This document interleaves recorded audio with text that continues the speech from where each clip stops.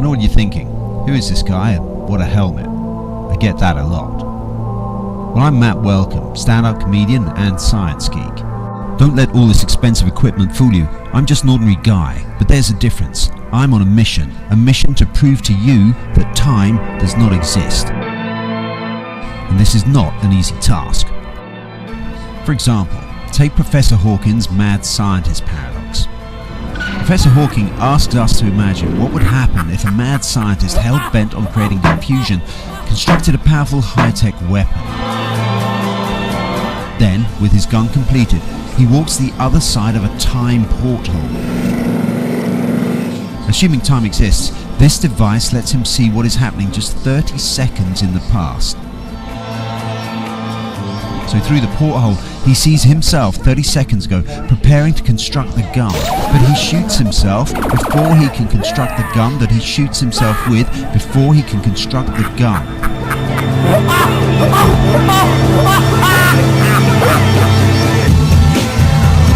So what is all this nonsense? Is this really a paradox that should give cosmologists like Stephen Hawking nightmares?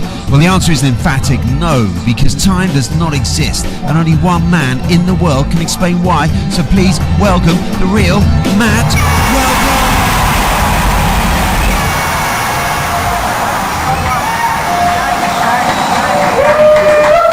Thank you. That applause was actually recorded from a show I did a couple of weeks ago when there were almost as many people in as there are now. But it's great to have you all here. I feel as if I know you personally. It's just so friendly. Welcome to A Brief History of Timelessness. What is A Brief History of Timelessness? And what is it all about? Well, it's a book. It's a book that I wrote. This is a manuscript here. It turned out to be about 500 pages long, about 250,000 words, all different in a sense. I actually did a search on this book for the word time, and there were 2001 occurrences of it, which I thought was really spooky. I stopped writing after that. You can get the book on Kindle. It's also a website. It's also these talks that I present. And it's all about the possibility that time absolutely does not exist, and that it's all a misunderstanding. It seems quite easy to consider when you just look at time for the first time, so to speak, because it seems that time is just a man-made idea. It seems obvious time does not exist. We use it, we invented it, it's just a useful system. Time is a bit like space or distance, it's a bit like hours or seconds. It's kind of made-up unit of an arbitrary unit of a kind of made-up thing that we use, but you can't really say exists. It kind of does exist, it kind of doesn't exist. So thank you, Crouch End, and good night. Great.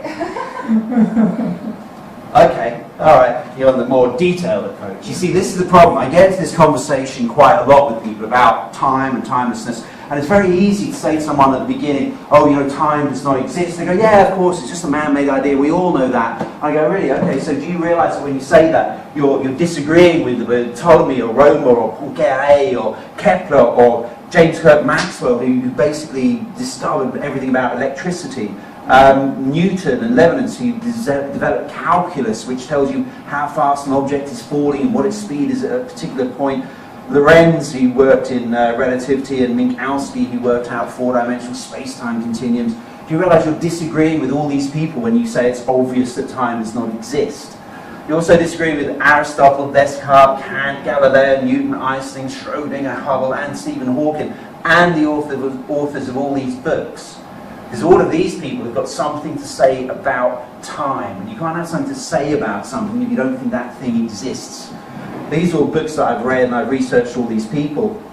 And none of these books starts off by saying, hey, it's obvious that time doesn't exist, it's just a man-made idea, but let's pretend it does. They don't start that way. They talk about it as if it's a very weird, real and complicated thing. Time seems to have a lot of features. Time seems to have an obvious and universal one-way flow. We're born, we get older and older, and then we die. This is me as a baby. This is me going to Highgate with school.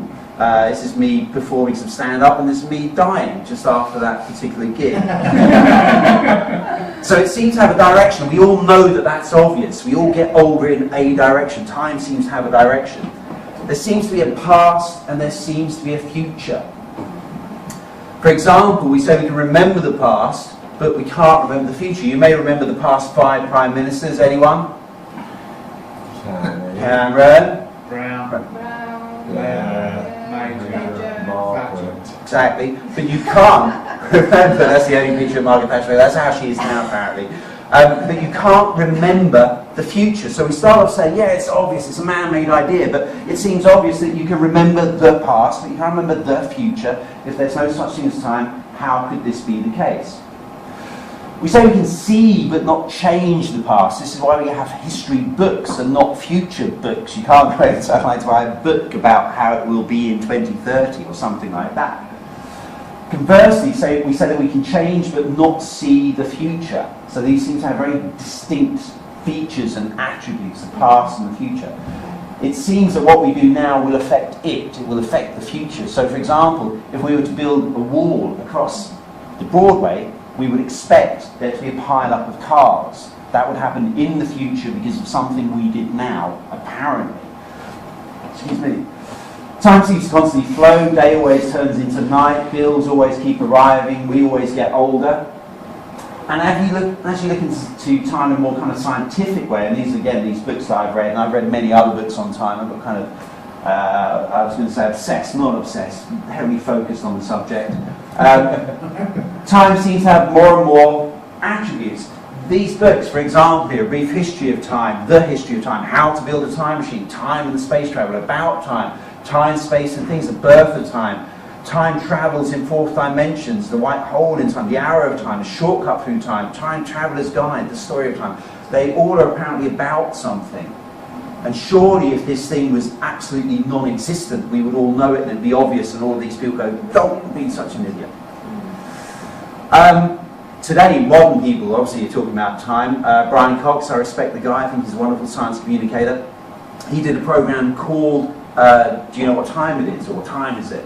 In which he spoke to about 5 or 10 different scientists. He asked them all, what time is it? And they were like, it's a very mysterious, complicated thing, we're not quite sure. They all came up with a different answer and a different reason for a different answer. And I think I've seen through it all, and I think I can show you that there is no time. Stephen Hawking, obviously a brilliant man, he says we remember the past but not the future. That seems obvious. Maybe it's not, maybe it is, maybe it isn't. Einstein, again, a hero of mine, I think he's fantastic. Time is that which clocks measure. That's the worst thing he ever said. If you ever look for Einstein on the internet, you'll find brilliant quotes by him, and I hate this quote, we'll get into that later on. So some people say time can be seen as another dimension. Again, I hate that because you just get this word dimension, you wedge it in, what is time? It's a dimension. But we use it in graphs, we use it mathematically, even in a very simple way, it becomes very, very useful. So for example here, if you were driving from London to Margate, you've got your distance there, you set off at midday, you might start off quite slowly, then get on the motorway and go quite quickly, and then as you reach Margate you stop and you park up. So this is a useful graph, and in this sense time seems to be a dimension, another direction, up, down, left, right, forwards, backwards, and through time. Einstein famously said, for we convinced physicists, the distinction between the past, the present and the future is just a persistent illusion. What he meant by that was that if you see time as being another dimension, then you see the past and the future as just being like over there and over here. Now obviously for the 2,000 or 3,000 of you over there, it seems like I'm over here, and for me it seems like you're over there, whatever. So he was looking at this thing called block time. It's where you get your x and y dimensions, and then you imagine time going in an extra 4th dimension. Mathematically all of this stuff works. And you end up with a block of time. So this is meant to be the present moment, and people are saying, well, the past is kind of behind us, but it still kind of exists, and the future may be ahead of us, or maybe we're creating it. But everything could, in a sense, be here now. When you hear about time traveling, you're talking about someone possibly traveling from here on the moon to here on the moon, traveling not only a dimension of space, but also a dimension of time. Other people modify this, they say that can't be right because the future hasn't happened yet. So they get what's called growing block time. The idea here is that this is the present moment. It's almost like we're burrowing into a rock, and we're creating the future as we move through it, and the past is kind of building up behind us. This is a different version. So some people will argue, well, is the is the normal block time the correct view, or is the growing block time the correct view? And this is kind of a forced question. If you're going to pick one or the other, you may be completely wrong. Maybe neither is correct. So time might be like a fourth dimension. Stephen Hawking said at the end of the lecture quite famously, the conclusion of this lecture is that travel back in time can't be ruled out. Travel back in time. It's a very different thing to say time does not exist, it's a man-made idea, and then for a guy who's extremely intelligent with a PhD to say theoretically we may be able to travel back in time. It's important to notice here what he's saying is that we might theoretically be able to travel back in time. In science, you only have to prove something is theoretically possible for it to be very meaningful. It might be that we couldn't ever actually build a machine to do what we think we might be able to do, but that wouldn't be the point. But nonetheless, the point is here that Hawking is saying, I think time exists in a real intangible way. We end up with ideas like wormholes. The idea here is that you might be in one part of space, jump through this wormhole, you come out in a different part of space, but also a different part of time. You might appear 1,000 years ago in the past, or 1,000 years ago in the future. So scientists say that space and time are merged together, and we may even travel through space-time. This is a thing, space-time. It's in a lot of books, very interesting concept.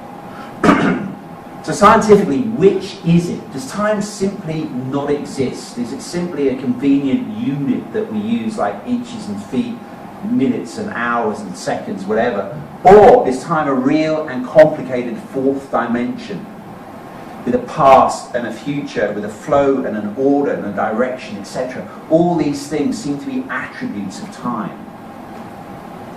Can this question even be answered? Some people look at it and they go, well, you know, it's like talking about God. Does God exist? Oh, well, it's philosophy, you know. Oh, well, it's metaphysics. And I get very frustrated with that, because what I'm going to try and show you is that the world is just as it appears to be. Everything is just here now, moving and changing.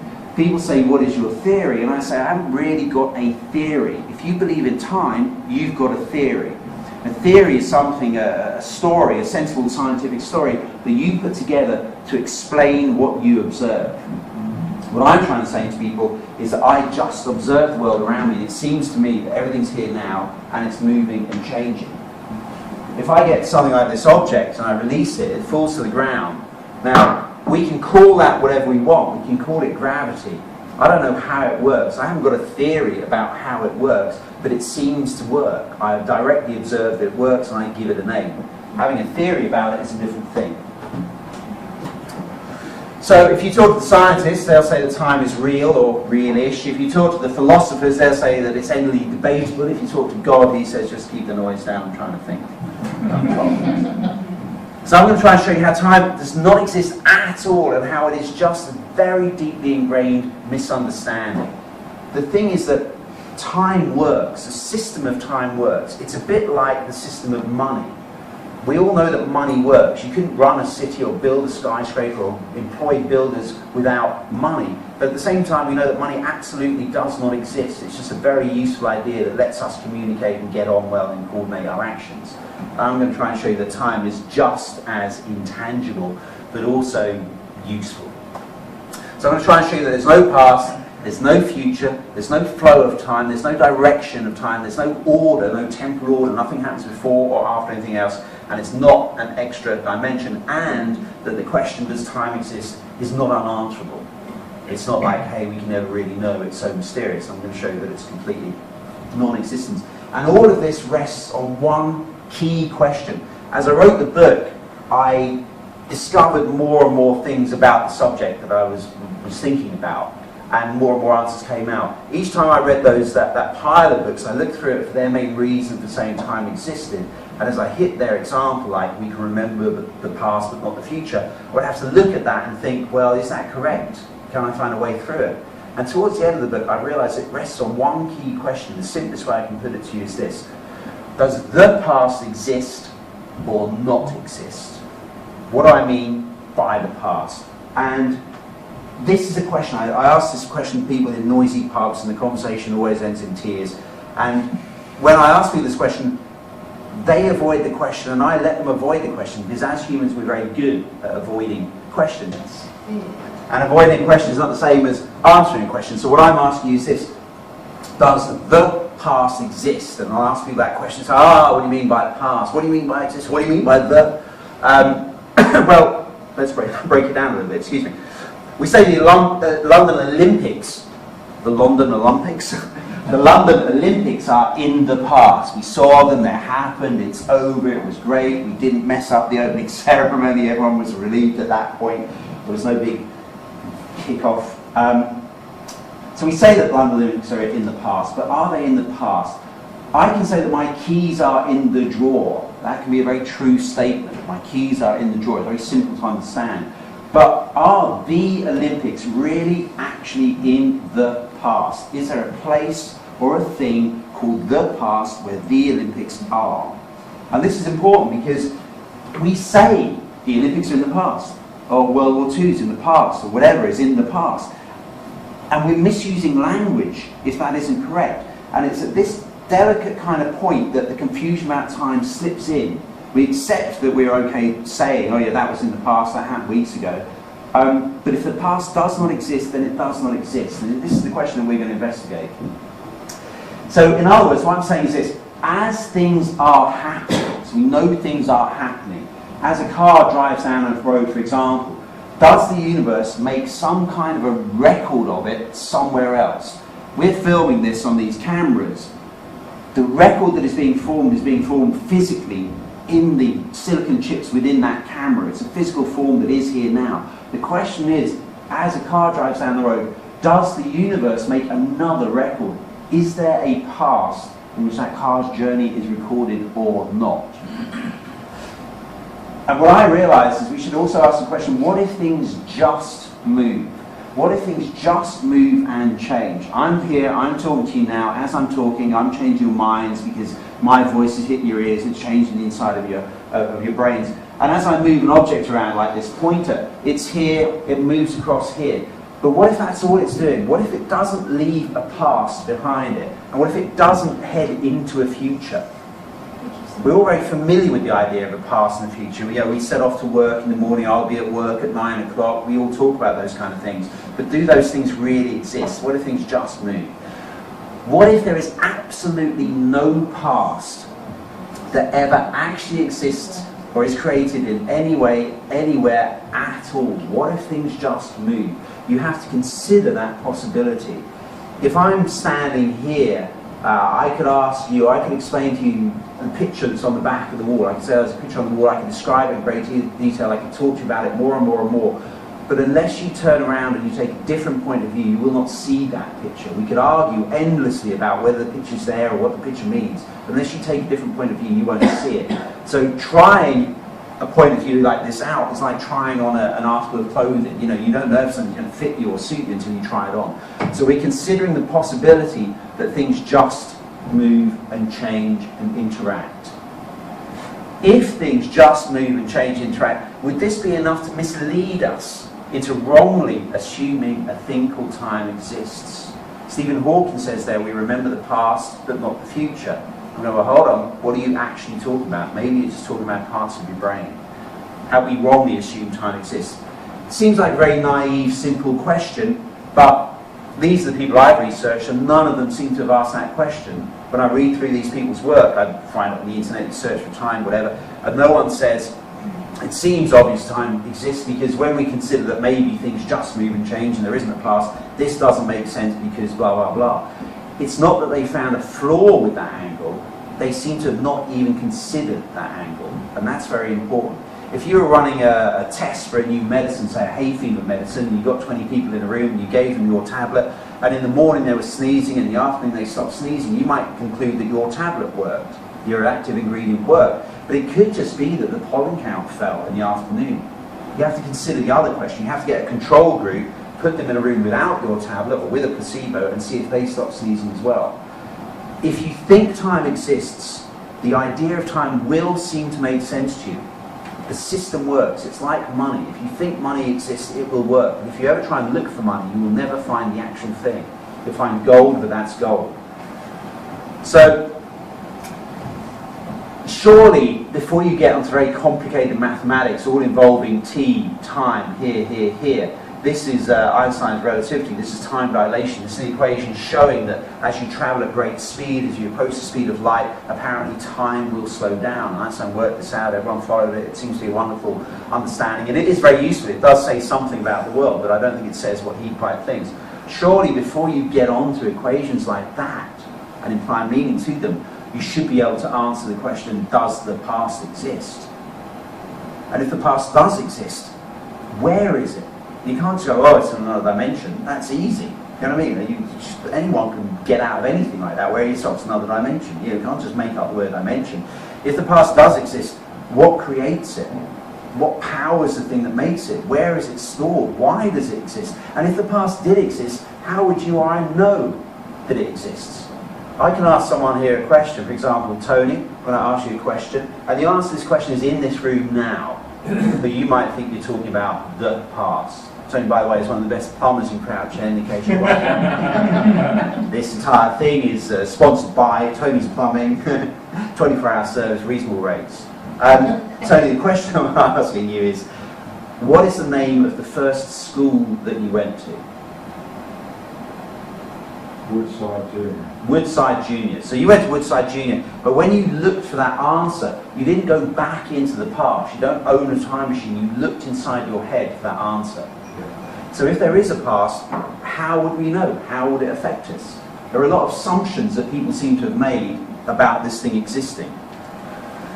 So why do we even think there's a past? Because these people I've quoted, they're not idiots. They're brilliant people. I've learned a great deal from reading their work, but they think there's a past, they think there's a future, they think there's time. Why do we even think that? What even triggers off this idea? And how could there not be a past?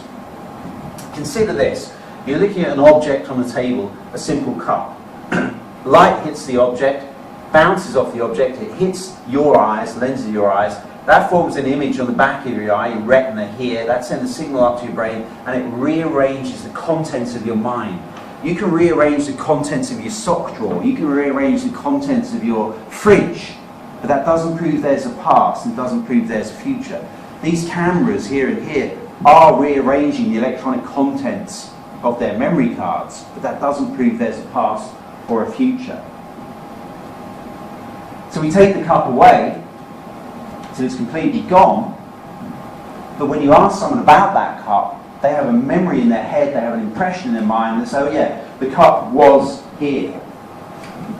But what we're really actually talking about is what is physically in our head. If you were to interview, say, the witness of a crime who saw a car crash, the policeman might say, well, you know, what happened? Oh, I saw this car hit there, then the guy came out, then he ran off, then someone chased him, blah, blah, blah, blah, blah. But what you're really actually talking about is something inside your head, but you're describing it in a different way. If there were skid marks on the road, the police would get up and measure those skid marks. But the memories in your mind, you talk about them in a different way. For any impression to be made, for any one thing to impress upon another thing to be made, objects have to be able to exist and they have to be able to interact. In this case, an elephant's foot presses into the mud or the sand, it makes a footprint. You can see it's a very simple, physical, mechanical thing. In this case, it's a more subtle thing. We would say that it's a mental effect to create that memory in your mind, but really it's just a physical effect. You know, photons bounce down here, they trigger off energy in your retinas, that sends an electrochemical signal up into your brain. It's truly wonderful and marvellous what happens in our brain, but it does not prove that the universe also creates a past record of everything that happens. That's just an assumption that we make. Oh, two sides. So, if we look at this very logically, if there is a past, then there is a past. But if there is not a past, then there is not a past. If I have got a girlfriend, then I have got a girlfriend. And if I haven't got a girlfriend, then I haven't got a girlfriend. And I really don't want to go into it now. But in simple terms, it was just no. In simple terms, she said I was fighting a commitment. It was something, I didn't listen to the whole way. In simple terms, if there is a past, there is, but if there isn't, there isn't. We can't have it both ways, and we can't leave this vague. And what I'm trying to say is that in these books that I've read about science and time, people haven't addressed that question, and it's the most unscientific bit of science that I've ever seen. It's like the elephant in the room, that people haven't addressed this issue or even seen it.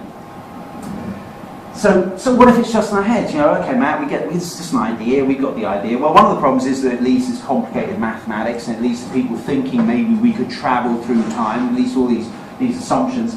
In quantum physics at the moment, you know, with the Large Hadron Collider and all that kind of stuff, they're talking about the problem of quantum time. On a large scale, if you go down to the beach, you'll see waves crashing against the shore or a rock, and it'll seem very obvious that they should work in that way. If you film that and play it backwards, it will seem odd. Hey, hi Ralph, you come in. It'll seem odd. So it seems that on a large scale, there is a thing called time that flows forwards in a direction, fixed direction. But apparently on an atomic or subatomic or quantum scale, things seem to be completely reversible. They can happen one way or the other way, and there's no way of telling which way they happen. So scientists look at this and they go, wow, this is really weird. It seems that on a minute scale, time can travel forwards or backwards. On a large scale, it can only travel forwards. This is a big mystery. Time really is mysterious. And what I'm saying is, if you really think about it, you'll find that there's no future, no past. Things just move. And on a small scale, they can change without leaving any trace and change perfectly. On a large scale, things look more complicated. So what if it's just in our head? Well, the question is here, does the past exist? This is what we're really asking. Now, if the past does exist, and there is a past, then it kind of makes sense to think that there's a thing called time that's flowing into the past. It's flowing perhaps from the future, certainly flowing through the present and into the past. But if there isn't a past, then this time thing, whatever it's doing, it can't be flowing into it, because it just isn't there. We haven't got a good reason to suspect it's there. We say that we have a feeling that time passes, and I've read this again in scientific books. We all feel that time passes, we feel that we're getting older, we feel this, we feel that. And that's, again, phenomenally unscientific.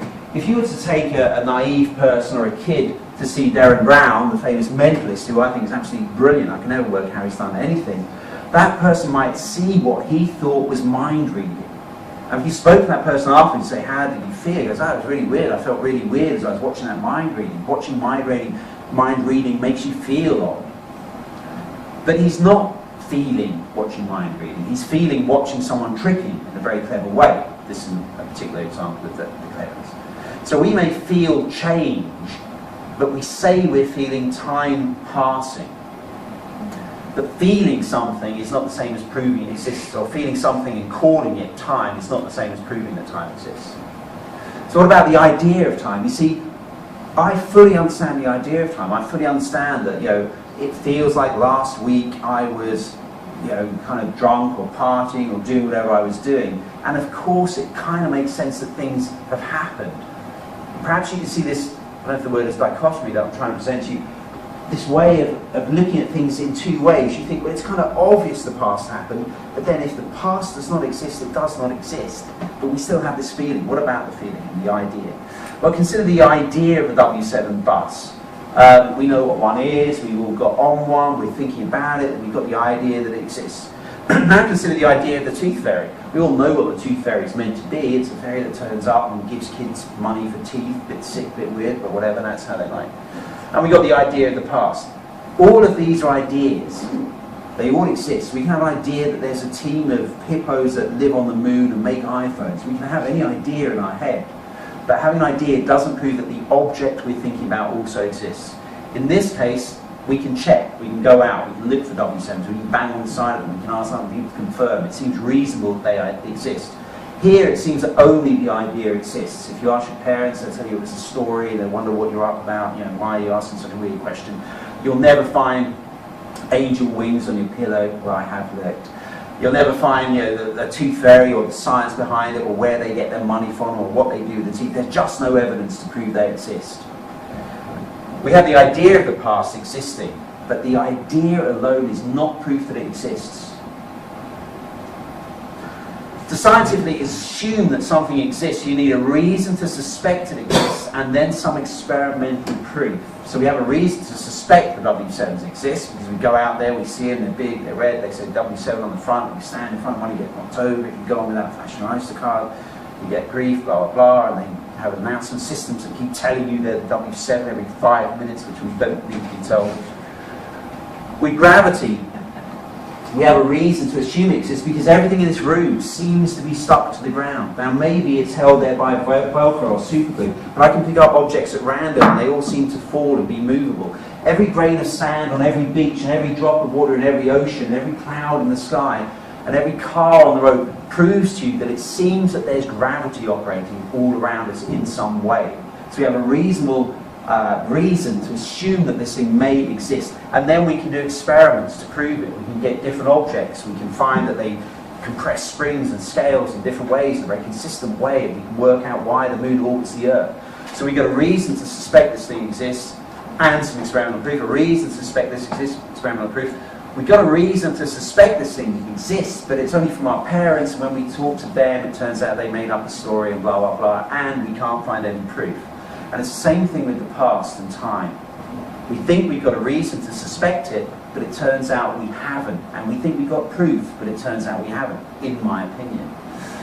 If you think about a map, we can point to and talk about a map as if it really was the territory that it represents. And usually that makes sense. We say, well, we're here, we want to get here, and this is 200 miles, and it's take about an hour. Of course, the reality isn't, we're not really there, we're kind of here, and we don't want to get there because that's only 4 inches away and it wouldn't take us an hour anyway, we could just move our hand over. So the map only makes sense if the territory really exists. And it's completely possible to have a map without the territory existing. And if you don't believe me, have a chat with me after the show. I've got some land in Florida which is up for building, and I'm selling it very cheaply. And that was kind of a joke. But for this to be legitimate, we must be able to prove that the actual territory exists. So when it comes to time and the past, we think we've got that. We think we've got a reason because we look in our heads. We think we've got proof. Proof because we've got videotapes, we've got history books, we've got fossils, we've got paintings, we've got photographs, we've got memories. And all of these things seem to point to the existence of the past. But if you think about it, all they really prove is that stuff can exist, and that it can move, and that it can change, and it can interact. With something like this, I think this is a picture of the Battle of Waterloo, or this history book, you would tend to look after it.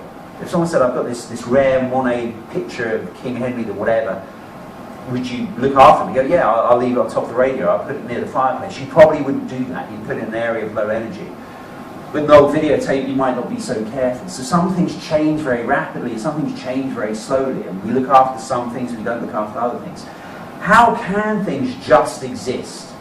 The answer is, I don't know. I don't know how any of this can exist around us. I don't know how it couldn't exist. It's a mystery. But you can't make the conclusion, Matt Wellcome doesn't know how things exist, therefore there's a fourth dimension. That's not a logical continuum. So the idea there is a past is not scientific proof that there is a past. It's an idea, and maybe there is, but you've got to research it more carefully. You can't just go, oh, I remember last week, and assume that that means there's a past and fourth dimension. So what about the future? Well, we're here downstairs at the King's Head. Now, what if I was to get a dart and an elephant, and I was to throw that dart at the elephant? This is not a big space. I'm here, I'm chucking that dart across there. How many people here think that I could hit the elephant with a dart by show of hands? 40, 45, 50. How many people here think I couldn't? Okay, only 18 of you. Okay, so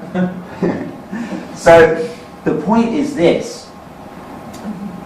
You can think about the idea, I've got an elephant and a dart, and I'm going to throw it. But you're clearly not anticipating the future. I organised an elephant, it was the stairs. We couldn't get him down the stairs. That was the problem in the end. I couldn't even find a dart.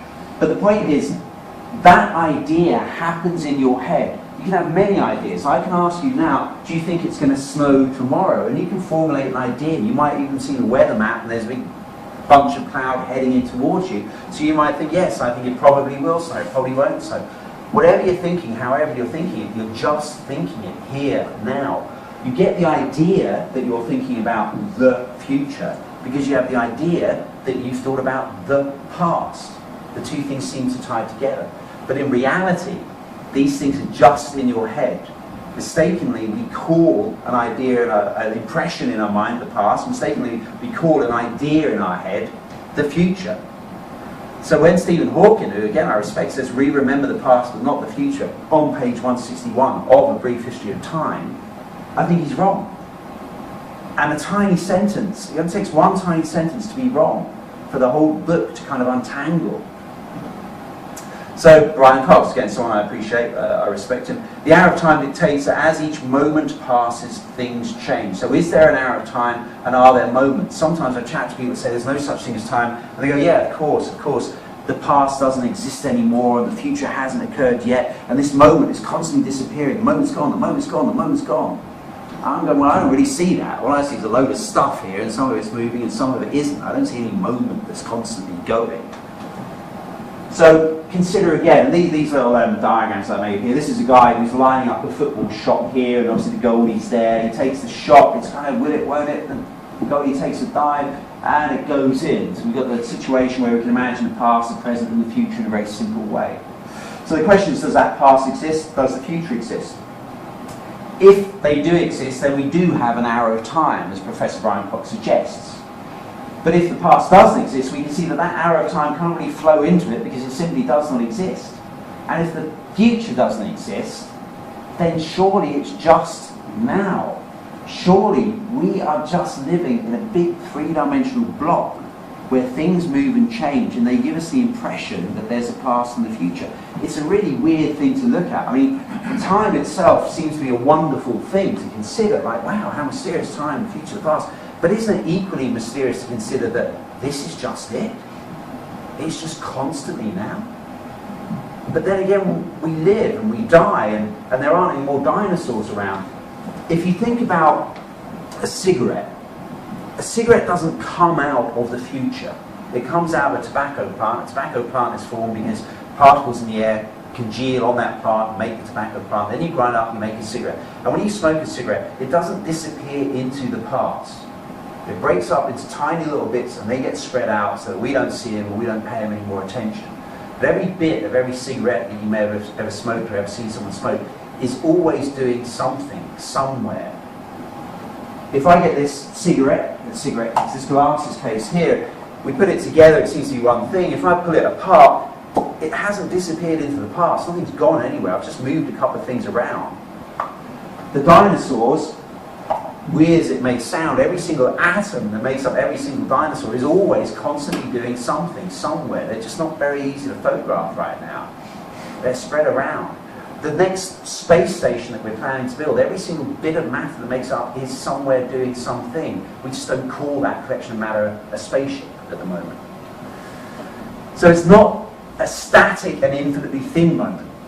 Some of the books I read, some of the arguments I read about time, they say, well, time must exist, because if time didn't exist, how could things move? And that drives me mad, because all you've done is you've said things move because of time. If time doesn't exist, things can't be. I could say to you that this thing will fall because of gravity, but it will also fall because of mavity. Mavity is a thing that is needed for gravity to work. You can't just have gravity around. I'm now going to prove that to you. It fell, so clearly gravity and mavity exist. How does it feel to be at the birth of a new theory of observation?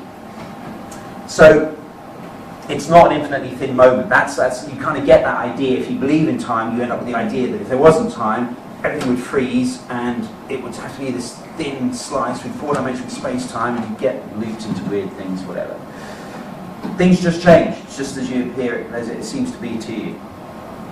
So about starlight from the past. I put this slide in because Pete, round of applause, Pete Graham, he runs downstairs at King's Head, thank you. And this whole show's happening here because Pete's trying to do something different on Tuesday. He was fed up with place being packed full of people laughing and enjoying themselves. He's just trying to do different. So seriously, each Tuesday is going to be a different kind of show down here that isn't just your straight stand-up kind of thing. Starlight from the past. People, they created the Hubble telescope, and when people look at the pictures from it, they go, wow, this is amazing. We can see back into the past further than we've ever seen into the past before, blah, blah, blah, blah, blah. You may know that the Hubble telescope, when it was first released, had an error. Did you hear about that? That the lenses didn't work, the graphics didn't work, and everyone's quite upset about this. And I actually looked into it, and it turns out they were grinding the lens, and they had one main kind of a camera or measuring device looking at the lens they were grinding, and they had two kind of check lenses to check, and the different cameras they used to check the lens didn't seem to tally, so they ignored the ones that seemed to be wrong. Apparently it was like literally a grain of sand or a grain of hair behind one of them. So they had these multiple checks in place, and when the check showed there might be an error, they ignored the the sign. It's ridiculous. It's like, you know, having a fire alarm. Anyway, I'm sure they meant well. And they fixed it. So there's a picture that you may have heard about, the Hubble Deep Field Image. And this picture was exposed over 1 million seconds. I think that's something like an entire week. They basically opened up the aperture on this camera. They did it in bursts. They didn't do it all in one go. And they left it open for 1 million seconds. And they took this phenomenal picture that's very high res. You can zoom in, you can find a great deal of things. But when you think about it, they're not really looking back in the past. What they're really doing is they're looking at a chunk of light that's out there in space and happens to be heading towards this telescope. Light travels at 300,000 miles a second. So if you look at 300,000 times a million, I don't know when you get 30 billion, whatever it is. But you're really looking at a stream of light, 30 billion miles or more, out there in space, almost as if it was particles of dust heading towards you, almost as if you're running through a field with a butterfly net and the butterflies are out there and you're catching as you're scooping along. You're not looking back at the past, but we interpret those pictures a certain way. When people look at the stars, you'll see this on the sky at night and people like shows like that, people often say, wow, you know, we're looking back into the past as we look at the distant stars, and that really frustrates me. Because if you were playing tennis with someone and they whacked a ball and it hit you on the head, you wouldn't say, wow, I'm feeling something that was whacked 3 seconds ago, I'm feeling the past. You just think, who hit that ball at my head? There's no real difference between a particle of light hitting your eye from a few billion light miles away, 8 light years, or a tennis ball hitting your head. What you're really actually seeing when you look at something like this is you're really actually seeing the image on the back of your eye. You can interpret it however you want. The truth is that this is how the light from this thing looks as it hits the back of your eye. If you're walking out in the field, or if you've been to a rock concert, you might notice that you can see the drummer playing, but the drum beats seem to hit out of sync with what you're seeing over there.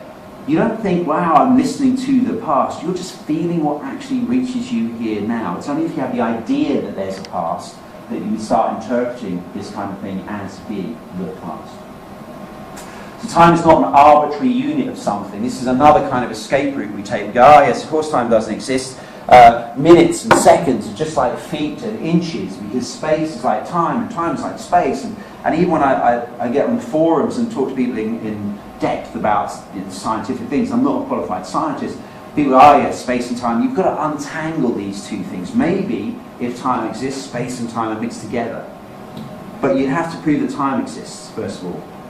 Space is kind of weird. I have no real problem with it. I mean, if you don't think space exists, find a set of railings, grab it and try and bang your head through it. And then when you eventually give up doing that, you realise that the space between the railings is smaller than the space between your head, and that's all there is to it. A real issue, I think. And I don't think time exists. I think things just move and change. It's an arbitrary unit. Ah, yes, second's an arbitrary unit. Well, really everything's an arbitrary unit. You know, we make up arbitrary units. Kilograms are arbitrary units of mass. Volts are arbitrary units of electric potential.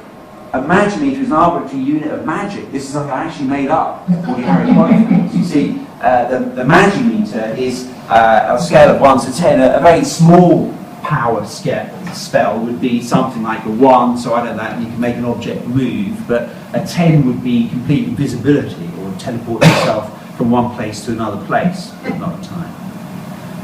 Now the point is, of course, that just because I've made up this arbitrary unit, it doesn't mean the thing exists.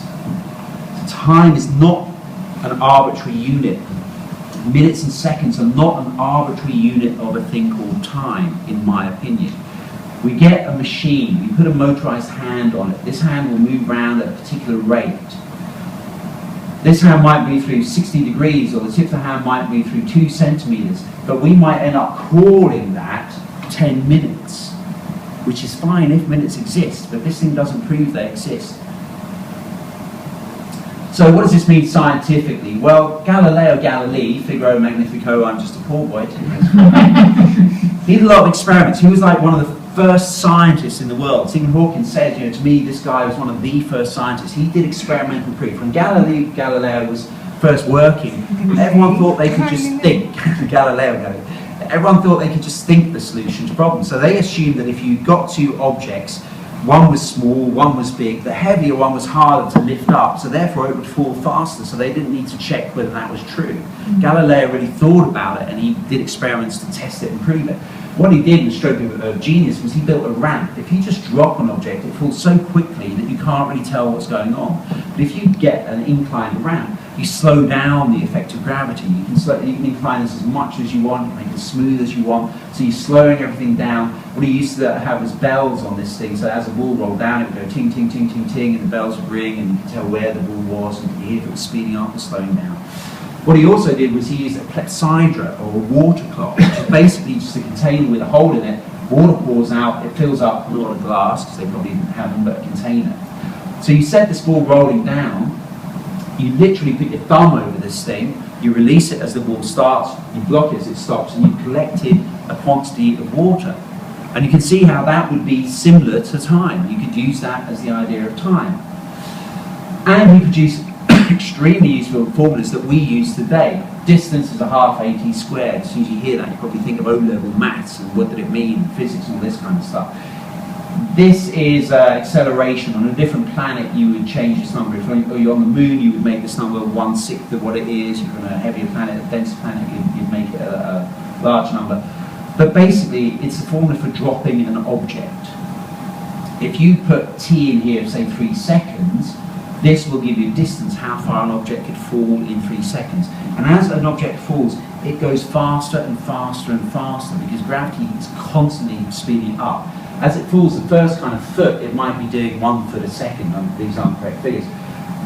Then as it starts the next foot, it's already doing 1 foot a second, but it gets another 1 foot a second added to it. So it's doing 2 feet a second, then 3, then 4, then 5. So it accelerates downwards. So he created this extremely useful formula, and we use it. The problem for me is this thing here, t, because the mathematics works.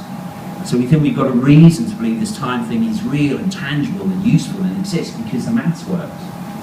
But he could have used anything else. He used the clepsydra because that was convenient for him. He could use a pendulum, there's obviously a pendulum Bob there and pendulum Steve there.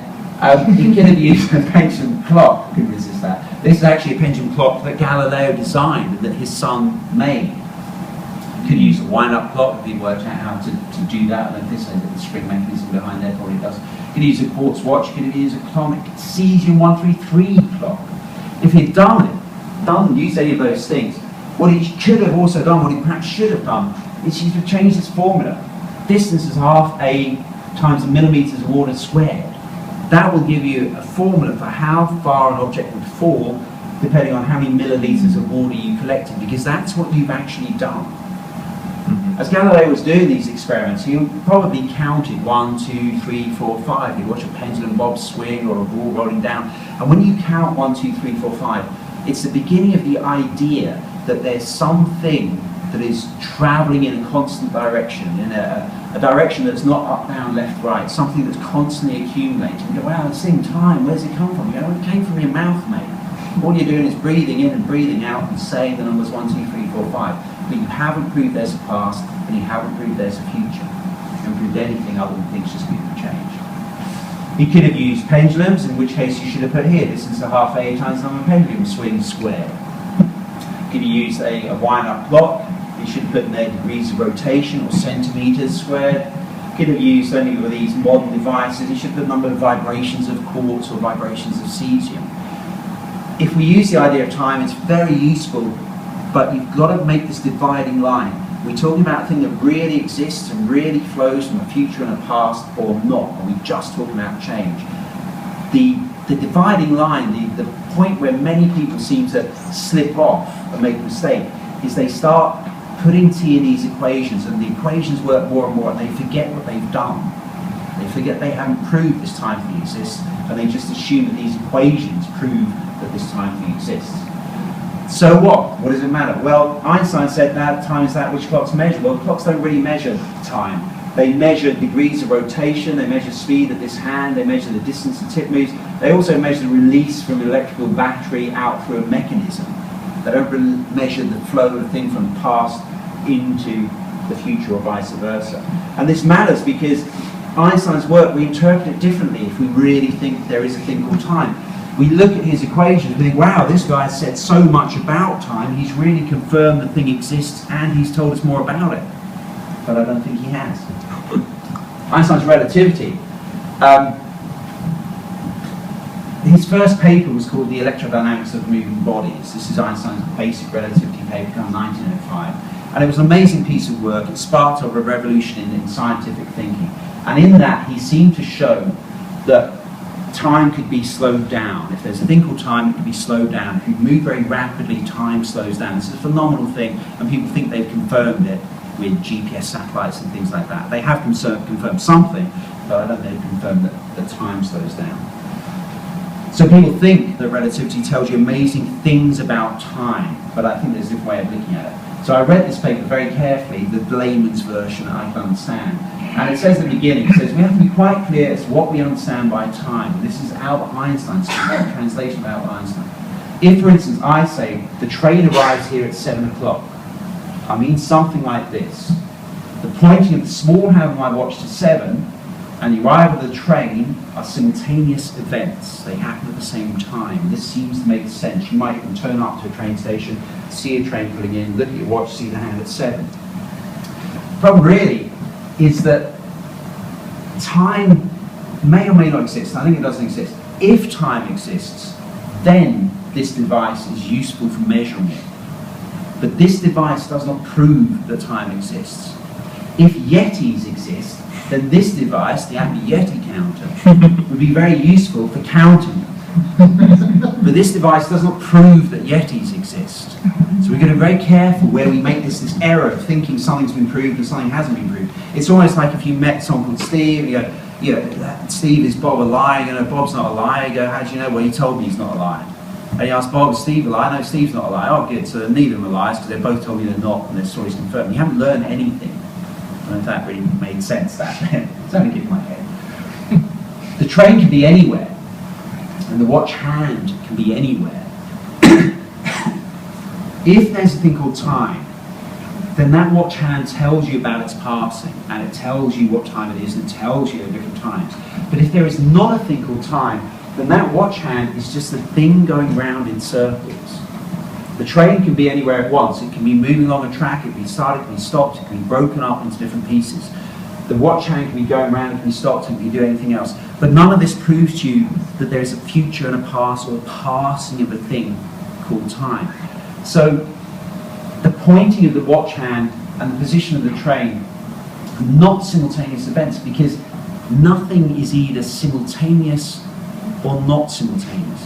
What I mean by that is Lady Gaga is doing something now. Wherever she is, she's doing something and she's only doing one thing. And she's always just doing one thing. And we're always just doing one thing. Nothing can be anything but simultaneous, if that makes any sense. It's only if we have the idea of time that we consider that. And this is very important. Simultaneity, Einstein goes on to talk about the relativity of simultaneity. And there are many kind of paradoxes. If someone's moving at speed, their clock will slow down. So for them, something may have happened before something else. For someone else, it may have happened after something else. And that only is a paradox if you assume that this motor on your hand is telling you something about the passage of things called time. So about time travel, sadly, just doesn't exist. You may remember the Superman film where he whizzed around the Earth at great speed and made time go backwards so that he could save Lois Lane. A lot of you may be thinking you wish you could whiz around the Earth at great speed and make time go backwards so you didn't come in.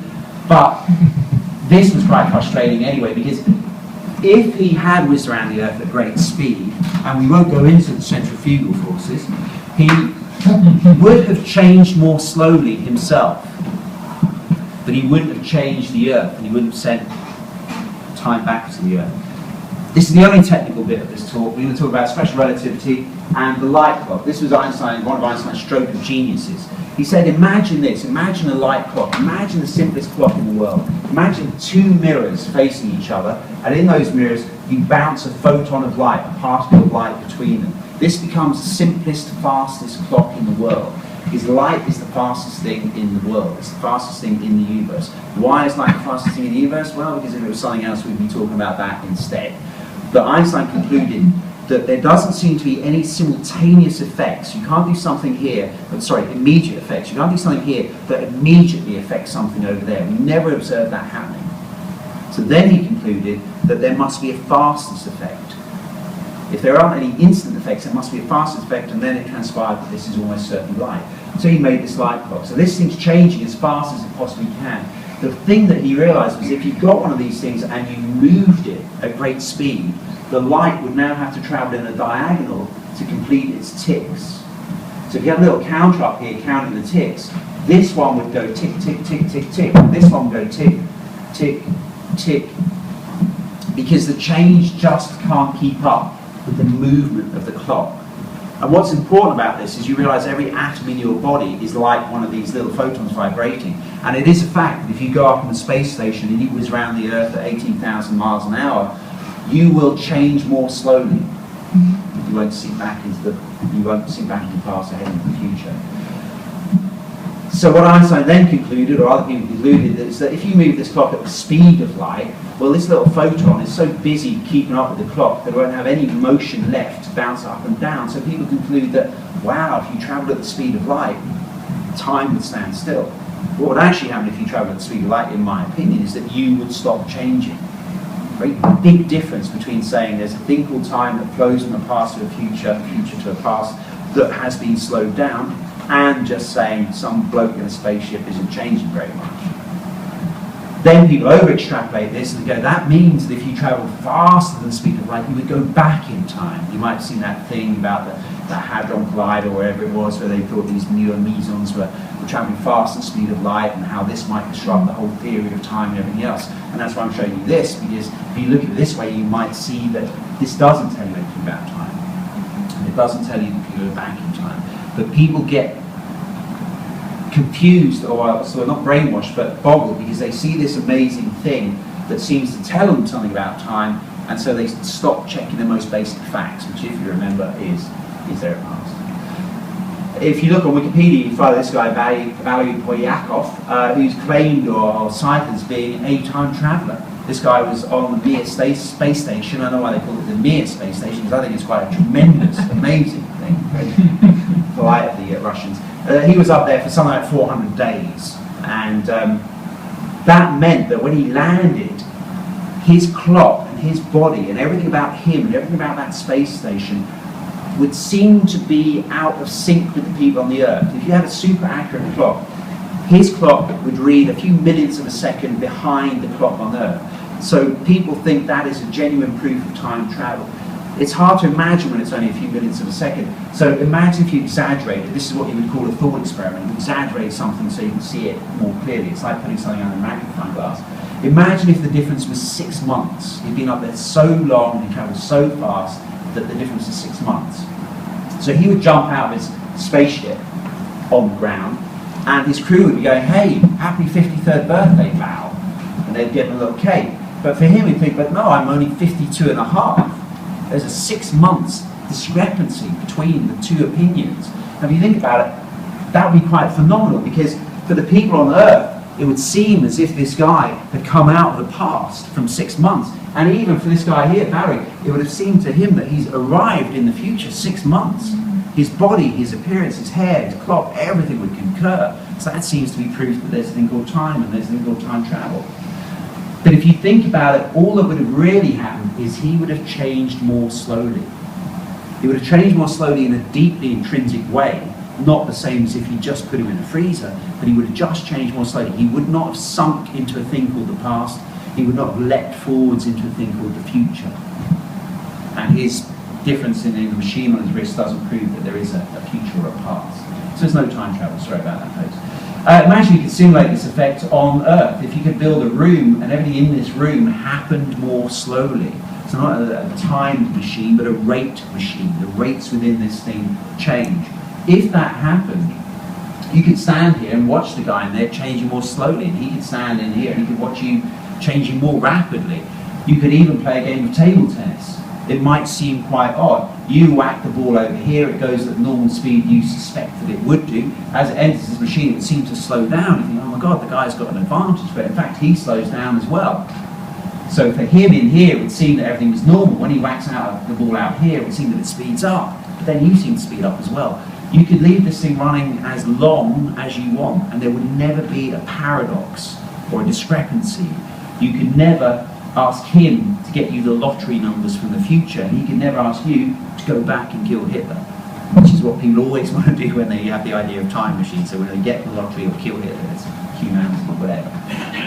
So Einstein did show us that moving machines, called clocks, or call them whatever you want, do change more slowly when they're traveling at speed, but he didn't show there was a past or a future, or that there was an extra thing called time that clocks measure that flows between them. I'm trying to show you that thing. Everyone seems to think that he proved that. At the very beginning of his book, he didn't even prove it. He just assumed that the rotating hand on his watch told him something about a thing called time. He just assumed that. We say that the past affects the future, and in a sense that's true, because this talk is nearly over, but consider it.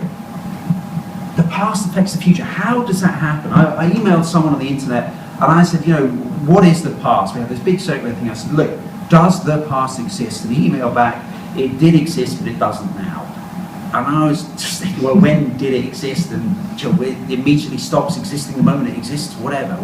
And we say that the past affects the future. Remember that slide at the very beginning, if you build a wall in Crouch End, blah, blah, blah, blah, blah. Think about it. If you push an object across a table, it will move. Now, is that really the past affecting the future? If I push this bottle across the table, is this the past, and is this the future that is being affected by the past, and is this the present, or am I just pushing a bottle across a table? What I'm trying to show you is how much simpler things seem to be if you just consider that it's all here now. It is crazy, don't get me wrong, as humans we are dying, but it's what we're doing. If you're in a car and you're going to Birmingham, you're in a car and you're going to Birmingham, that's what you're doing it now. As humans we are living and we are dying.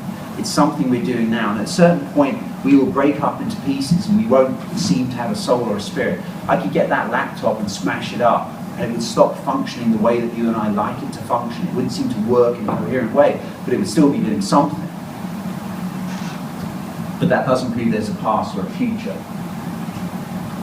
What about the past and future? Well, look, you get a bottle here, you can push it in either direction, and if you push it this way, it's probably going to hit that book and it's going to tip over, and if you push it that way, it's probably going to fall off the table, unless someone catches it.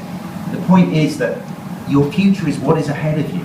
If you plan to go to Muswell Hill after the show, there's stuff going up in Muswell Hill, there's stuff going on, and you will walk towards it, and it will affect you more as you get there. And there's stuff happening in Crouch End, and it's still going on, but it will affect you less as you move further away from it. But it's always just going on now. So there's no past, there's no future, there's no further time, there's no direction, there's no order. It's not an extra dimension, and the question is not unanswerable. And even the theory of relativity can be explained in everything in the universe just and only exists and moves and changes now, and that is why even downstairs at the famous King's Head, it's completely timeless. Thank you.